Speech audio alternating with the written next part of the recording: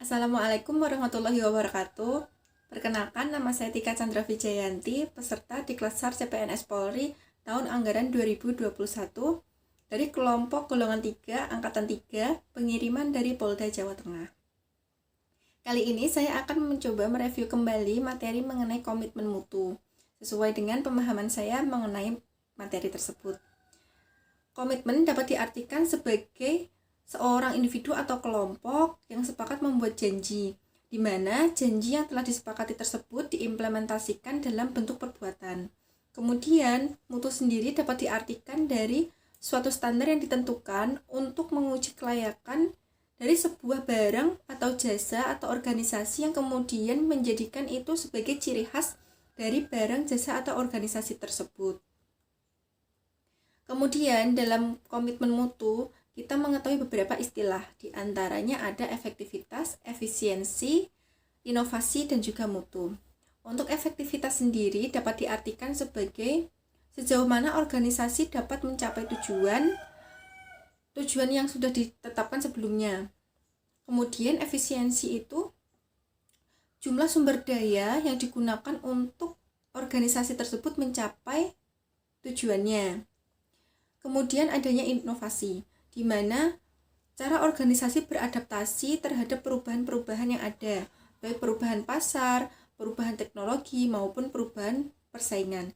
Di sini inovasi adalah bagaimana cara dari organisasi tersebut dapat menghasilkan sesuatu yang baru, yang belum ada sebelumnya di pasaran, sehingga dapat menarik minat dari masyarakat luas. Kemudian yang keempat adalah mutu. Mutu dapat diartikan sebagai kesesuaian dari spesifikasi yang menunjukkan seberapa kualitas yang dimiliki dari organisasi tersebut.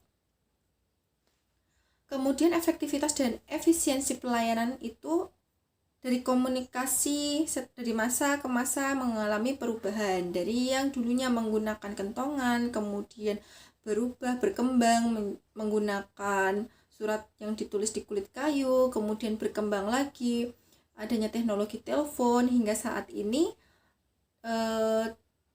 metode komunikasi yang berkembang adalah menggunakan surat elektronik.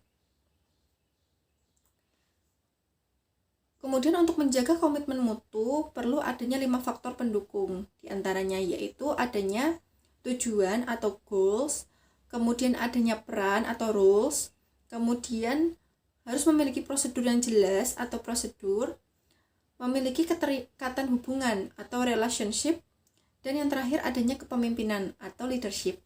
Kemudian untuk alat pemastian mutu pelanggan, alurnya bermula dari adanya surat peringatan, di mana itu nanti untuk mengajukan dari ganti rugi. Dari ganti rugi tersebut harus memberikan suatu jaminan. Nah, dari jaminan itu akan mengupdate audit mutu dan penanganan pengaduan. Kemudian muncullah ombudsman. Untuk nilai dasar dari orientasi mutu sendiri di sini ada 5. Yang pertama adalah komitmen pada kepuasan customer. Kemudian pelayanan yang cepat, tepat, dan ramah. Kemudian melayani dengan hati, melindungi dan mengayomi, dan yang terakhir perbaikan berkelanjutan.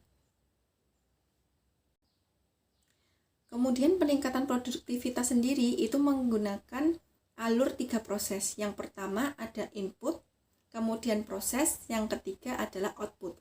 Di sini input adalah bahan baku atau sumber daya yang digunakan. Kemudian proses adalah di mana pemimpin yang kuat dan memberdayakan itu memberikan motivasi, kemampuan, pendidikan, pelatihan kepada anggotanya. Dari situ akan adanya tanggung jawab bersama untuk mewujudkan penilaian objektif. Setelah itu, pemimpin dan juga anggota dapat bekerja bersama secara optimal. Dari proses yang telah terjadi akan menimbulkan output atau menghasilkan output, yaitu berupa produktivitas yang meningkat. Untuk faktor-faktor yang mempengaruhi capaian produk atau jasa diantaranya ada inovasi, kemudian kerjasama, kontrol, responsif, dapat dipercaya, keamanan, kenyamanan, kualitas, kepastian, dan efektif dan efisien. Kemudian pendekatan yang digunakan dengan metode pendekatan PDCA. Apa itu PDCA? Yaitu P merupakan dari plan, sebuah perencanaan. D merupakan dari do atau sebuah apa yang harus kita lakukan dari perencanaan itu. C adalah cek, mengecek kembali tentang rencana dan apa yang telah kita lakukan. Kemudian action atau act, yaitu bagaimana kita mengimplementasikan dari segala bentuk dari perencanaan, kemudian apa yang harus dilakukan tadi, dan checking yang sudah dilakukan. ASN merupakan bagian dari pelayan publik, di mana ASN harus memberikan pelayanan kepada masyarakat. Untuk itu, kita dituntut senantiasa meningkatkan pelayanan kita dengan menjaga komitmen dan mutu. Selain itu, kita sebagai pelayan publik perlu melakukan inovasi-inovasi yang berguna untuk meningkatkan pelayanan dan mutu kita, sehingga didapatkan kepuasan yang maksimal dari masyarakat untuk kita sebagai pelayan publik di lembaga kementerian pemerintahan. Dengan begitu, kita sebagai pelayan publik dapat memberikan pelayanan prima kepada masyarakat yang ada di sekitar kita. Mungkin sekian yang dapat saya sampaikan mengenai review materi komitmen mutu kali ini. Terima kasih telah menyaksikan. Wassalamualaikum warahmatullahi wabarakatuh.